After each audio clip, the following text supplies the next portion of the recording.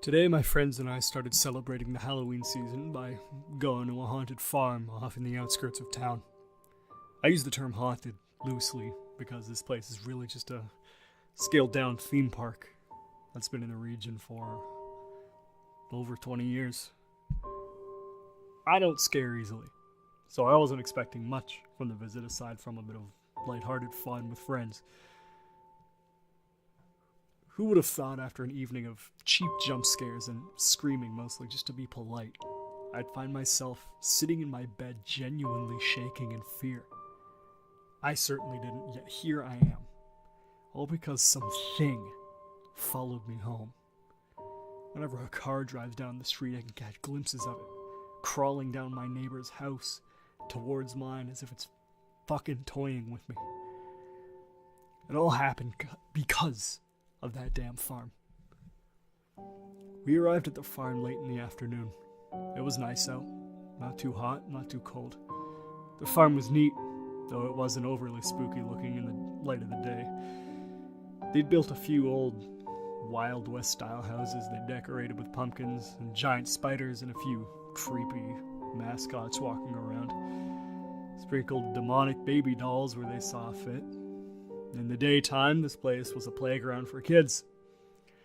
I saw more bouncy houses and face-painting stations than scary attractions, but I expected that would change once the sun went down. My friends and I headed out to the corn maze while they were still open, and then headed to the food trucks for supper.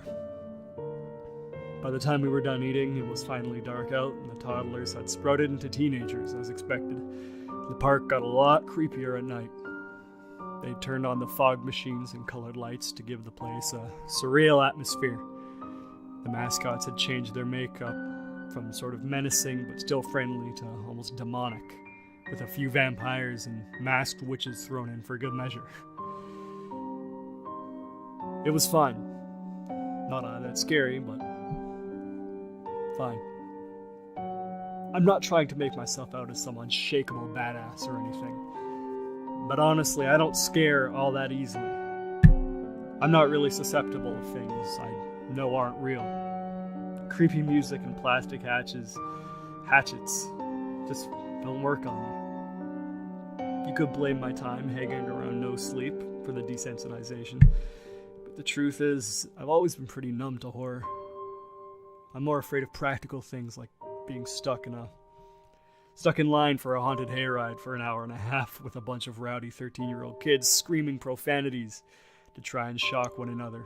Splinters, disgusting porta potties, the first and last of which I expected at the farm. Ugh. My friends and I walked around and tried all the different attractions. We did from the aforementioned hayride, the witches, coven, demonic funhouse, which was fun for all the wrong reasons. See, the funhouse was pretty tame, all things considered. You walk your way through the world's most straightforward maze, and from time to time a creepy clown appears out of nowhere and kind of shuffles behind you and follows for a bit.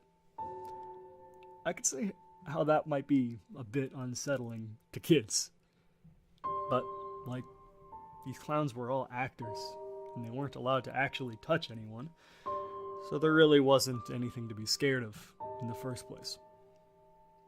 That didn't stop this one chick from breaking down outside the attraction, this 20-something gal, and totally lost it. Sobbing into her boyfriend's arms, I couldn't help but laugh as we walked past her. Sorry, but if you can't handle a clown standing next to you for half a second, maybe you shouldn't be going to a demonic funhouse. Just saying. Check yourself before you wreck yourself. Emotionally wreck yourself. Anyways. It was getting late. And we still had one last attraction to go to. According to our map, it was the scariest of them all. 4 chainsaws out of 4. Having heard screams of abject terror coming from that side of the park, I was really looking forward to seeing what all the fuss was about. Along the way, my friend pointed out a cemetery with a half-open gate, and not a soul in line to go in. There had been a 30-minute wait for all other attractions, but this one was still as the grave. Pun intended. "Should we go in?" she asked. "Might as well," I replied. The door squealed as we opened it the rest of the way. Oh boy. Someone had left the fog machine on overnight. The curtains of smoke were so thick I couldn't see past my own feet. I grabbed the friend behind and in front of me, just so we wouldn't lose each other in the mist. That's how dense it was. I didn't really like the cemetery. For one thing, there wasn't much to it. It was a few tombstones, a crypt, some gargoyles, but overall it was just annoying. I kept tripping over exposed tree roots, fake plastic bones. It was a pain in the ass. But it was worth it for one genuine scare, the only scare I got all night. As I was turning a corner, I felt something grab my leg. I let out my only authentic scream of the evening, because I had no idea we weren't alone in the cemetery. The fog had done a great job hiding this guy in the pitch black morph suit crawling around on all fours. I only saw him because, as I screamed, I also flapped my arms around like a drunk duck trying to take off, and the motion dispersed the fog for a second. The guy crawled away and disappeared behind a tombstone. My friends laughed and laughed and laughed. "Whatever," I mumbled. I wasn't even scared.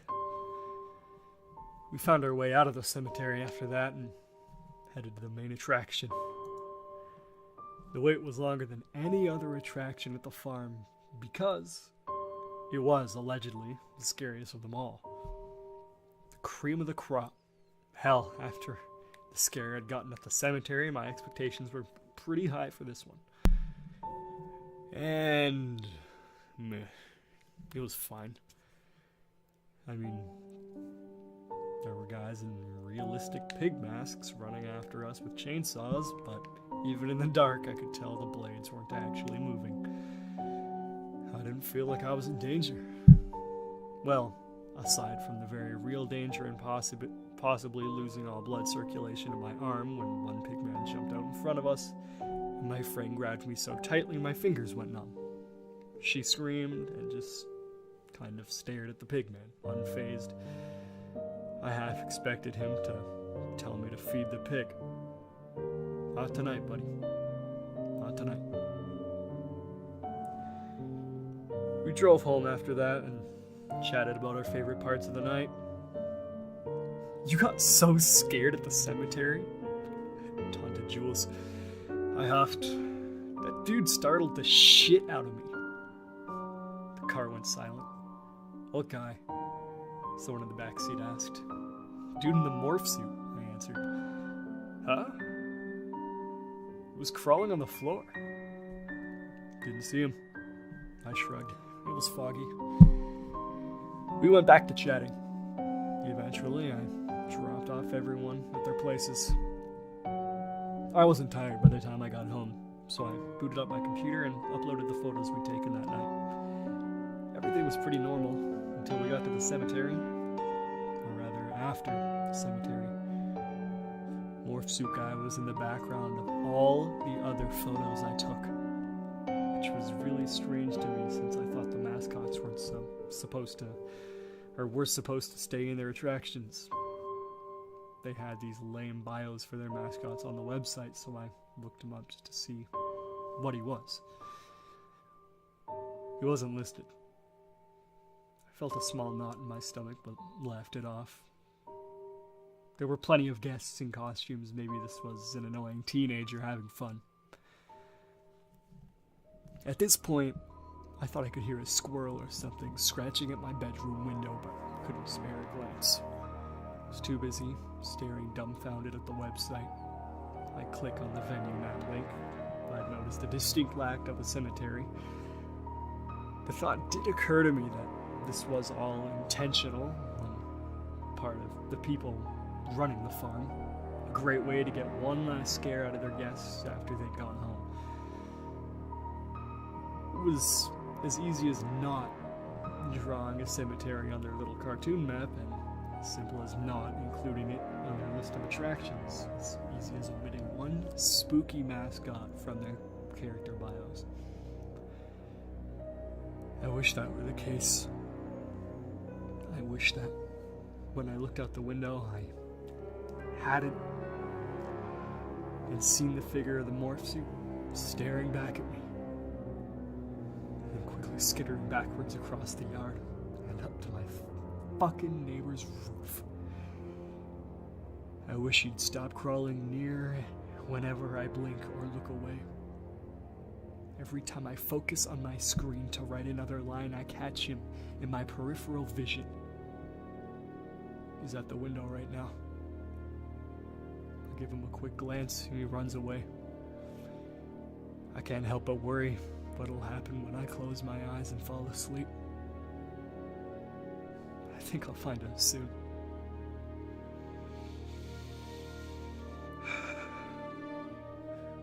I'm so tired. I can't keep my eyes open.